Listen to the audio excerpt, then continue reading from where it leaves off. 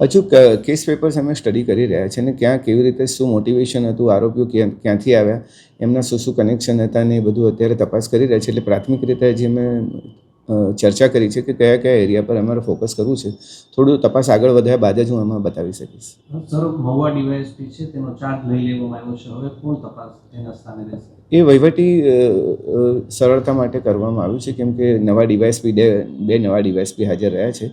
Mahuva DYSP જ્યારે અંશુલ જૈન હતા ASP, એમની ટ્રાન્સફર બાદ હમણાં બે ડીવાયએસપીનું પોસ્ટિંગ થયું છે, એટલે તળાજા ડીવાયએસપીને ચાર્જ આપવામાં આવ્યો છે.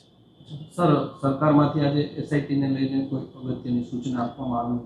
એસઆઈટીની રચના અત્યારે અહીંયાથી થઈ છે. આઈજી ઓફિસે અમે નક્કી કરેલું હતું કે આની તલપરથી તપાસ થવી જોઈએ અને મારા લેવલ પર અમે નક્કી કર્યું છે કે હવે તપાસ મારા સુપરવિઝનમાં થાય. સર, ફરિયાદી છે નવનીત બાલદિયા, તેનું કહેવું છે કે જે બગદાણાનું એક ગેસ્ટ હાઉસ આવેલું છે ત્યાં પણ આરોપી લાંબો સમય સુધી રોકાયા હતા, તેના સીસીટીવી ફૂટેજ છે તે પણ ડિલીટ થઈ ગયા છે, પોલીસ સહકાર નથી આપતી તેવું કહીને.